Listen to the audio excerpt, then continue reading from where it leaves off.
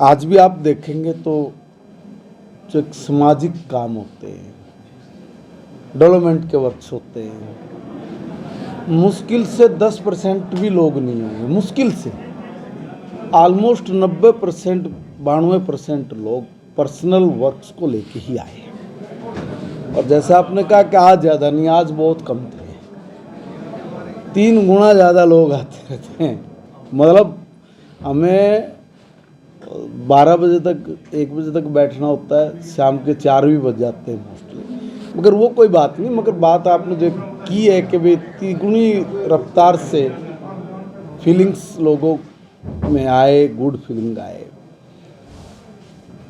उसका हमारा प्रयास जारी है।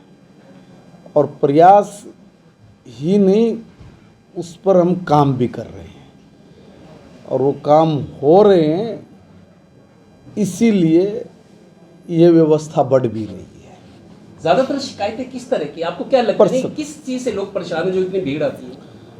देखिए, जमीनी विवाद, लड़ाई झगड़े, कुछ सामाजिक कुरीतियाँ बोलना भी ठीक नहीं, तो इस तरह के ज़्यादा केस जाते हैं। देखिए, समाज में जो एक कुरीति है, बीमारी है, उस पर वास्तव में ध्यान देने की ज़रूरत है।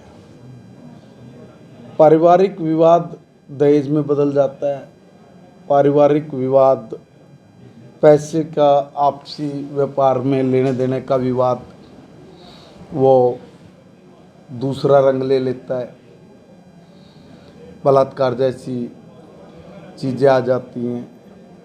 कोई एक दूसरे को कुछ बोल भी दे तो पता भी नहीं होता कि आप किस जाति के किस जाति के नहीं, मैं किसी पूछता नहीं कौन क्या है। मगर बाद में बहुत सारे लोग आपस में बैठते हैं, बातचीत करते हैं, पता भी नहीं होता उनको, स्वाभाविक तौर पे इतना प्रेम प्यार होता है कि पूछता भी नहीं आदमी कौन है कौन नहीं। बाद में कोई विवाद हुआ तो दूसरे तरह के एक्ट लग जाते हैं। तो जो इस तरह के मसले हैं वो वास्तव में गलत हैं, बिना वजह के। समझ में आया विवाद ज़मीन का है, समझ में आ गया कि भाई ये विवाद, मगर ये क्या कि 2 लोग बैठे हैं, अपना एंजॉय कर रहे हैं, बाद में 2 घंटे बाद मामला कुछ और निकल के आ जाता है। तो ये जो सामाजिक कुरीतियाँ हैं, ये जो बढ़ रही हैं, इस पे थोड़ा सी अवेयरनेस की ज़रूरत है। वो जो समाज के बिना ही ये परिवर्तन हो भी नहीं सकते। हम कई बार अपने बड़े बुजुर्गों की होने वाली पंचायतों पे ऑब्जेक्शन लगा देते हैं, टीका टिप्पणी कर देते हैं, उनकी बात को गलत कर देते हैं, काट देते हैं, ये कह देते हैं ये कानून का काम है, वो करें। और उस वजह से कुछ जो इस तरह की पंचायतें थी वो भी पीछे हटी हैं। जैसे एक मामला था तो उसमें वो पंचायत गई तो हिसाब किताब हो गया क्लियर, बच्ची का सामान लेके आए तो कोर्ट में दरख्वास्त ये गई कि मेरे घर में 25-30 गुंडे आए और सामान उठा के लेके चले गए। जो उसका साला है, जो उसका ससुर है, जो उसके रिश्तेदार है, उसी के घर में बैठ के फैसला हो रहा है, पंचायत में फैसला। और कोर्ट में क्या दिया, 4 दिन बाद के गुंडे घर में आए, उसकी वीडियो बनाई वो दिया। तो जी ये जो इस तरह की जो घटनाएं घट रही हैं, अब ये पंचायती तौर पे आदमी श्रम करता था, थोड़ी तवज्जो भी देता था। अब ये धीरे धीरे जो इसमें गिरावट आई ना, ये बहुत चिंता का विषय है।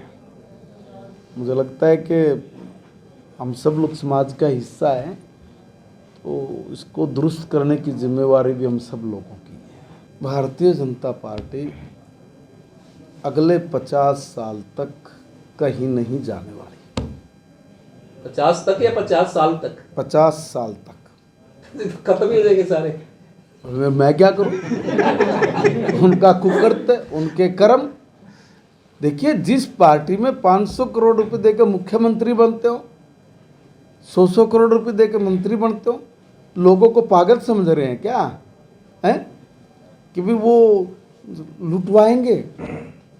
जो ये कहते हो कि बस एक बार ये हाथ में चाबी आ जाए, जितनी झूठ बोल रहे कि भाई हर घर से आदमी लगाएंगे, पहले हमारे लोग लगेंगे। अरे भाई लोग इतने बोले हैं कि तुम्हारे अपने लोगों को नौकरी लगाने के लिए तुम्हारी सरकार बनाएंगे, तो बाकी लोग कहाँ जाएंगे, चूल्हे में। उन्होंने क्या कहा, उन्होंने कहा बिल्कुल पारदर्शिता के साथ ईमानदारी से जिसका हक बनता है उसका हक देंगे, हम दे रहे हैं। जमीन आसमान का अंतर है, लोगों को समझ में आ गई है, इसलिए हमें कहने की जरूरत नहीं है।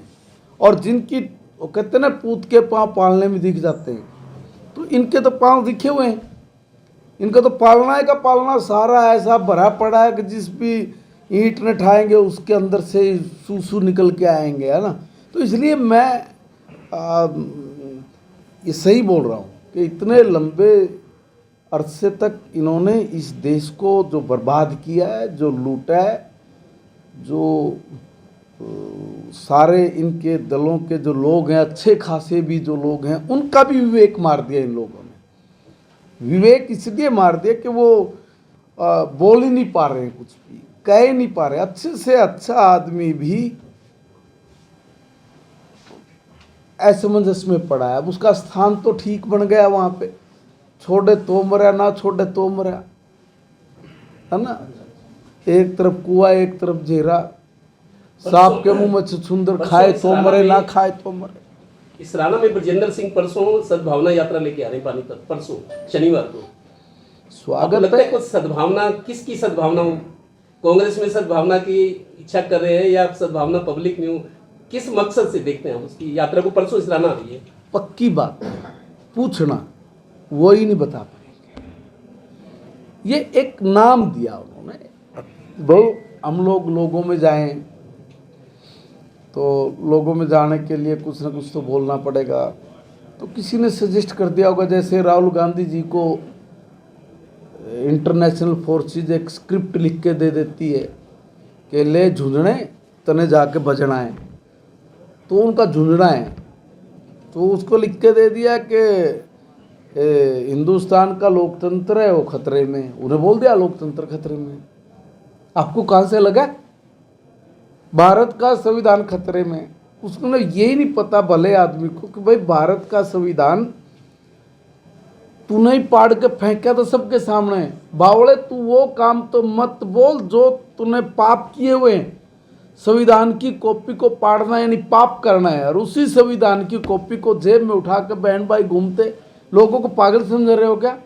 परसों ब्रजेंद्र सिंह आ रहे, उसका जवाब उसी का जवाब दे रहा हूँ। वो भी तो उसे कुनबे का है, वो भी तो उसी कुनबे का। मैं वही कह रहा हूँ, जैसे टाइटल उधर दिया झुंझुना बजा, ऐसे ही इन्होंने भी तय किया कि चलो हम भी जाएं, लोगों से मिले।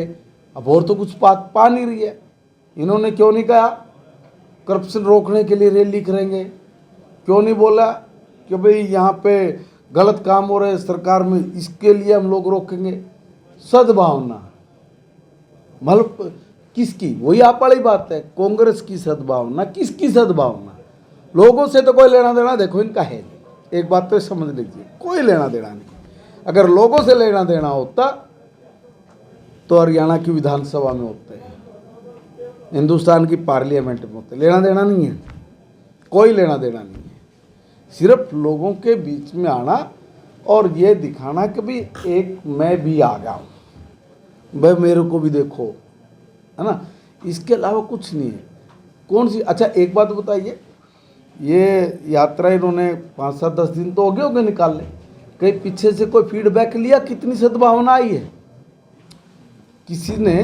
देखो आप तो सारे जागरूक लोग हो और बहुत एडवांस भी रहते हो, अवेयर भी इतने हो के वो कहते हैं ना जहाँ ना पहुँचे रवि वहाँ पहुँचे कवि। तो आप कोई कवि से कम थोड़ी नहीं हो, आप तो उनसे भी एक कदम आगे नारद की संतान हो।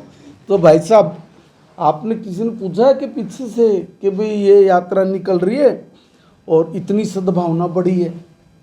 उस सद्भावना यात्रा का ये जब आकलन कर रहे होंगे, हर रोज़ कोई आदमी काम करता है तो अपने काम का आकलन करता है। तो जब वो आपके पास हैं तो आप उनसे पूछना कि भाई साहब आपने अपनी इस यात्रा का आकलन किया होगा, क्या फीडबैक आ रहा है, कितने प्रतिशत आ रहा है? तो ध्यान में आ जाएगा।